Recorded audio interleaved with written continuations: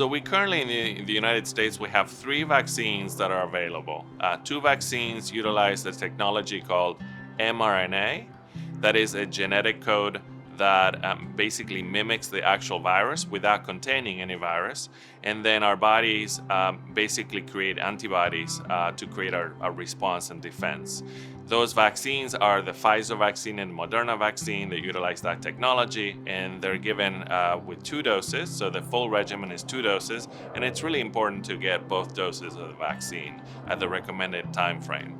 The third vaccine is the vaccine by Johnson & Johnson that, unlike the Pfizer or Moderna, utilize more of a traditional technology that uses an inactivated virus. Again, that vaccine or virus cannot really make you sick, cannot give you COVID-19.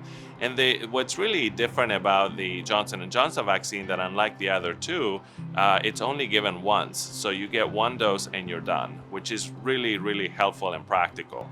No matter what vaccine you get, it's really important to know that all three vaccines have demonstrated great efficacy, excellent efficacy at reducing and preventing severe disease from COVID, hospitalizations, and deaths. So the best thing you can do today is try to get your vaccine as fast as possible whenever it's your turn.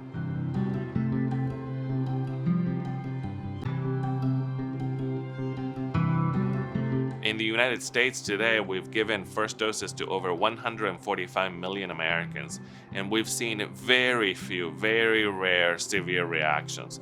Most folks only experience local pain at the site of the injection, which is pretty normal for any vaccine. Some people have what we call myalgias or muscle aches, low-grade fever, and headache, and sometimes rashes over the course of the next 2 or 3 days after the vaccine, more common in the second dose if you're getting Pfizer or Moderna.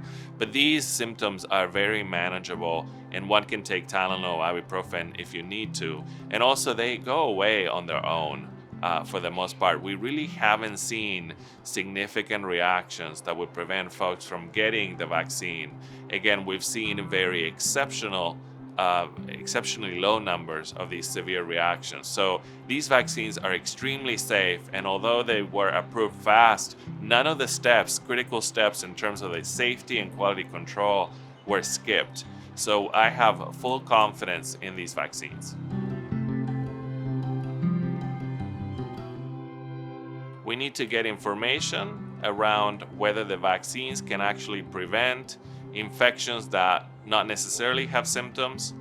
And two, we need to make sure that the vast majority of the population have been vaccinated. So those are the two goals that we have, and then we can start talking about whether we are able to remove our masks, or whether we can physically distance, or whether we need to be outside more than inside. The key message here is that if I've been effectively vaccinated, that is, I've received my last dose of whatever regimen I'm on, and it's been 2 weeks, then I should be able to socialize with other people in that same situation, provided that they're only from one additional household.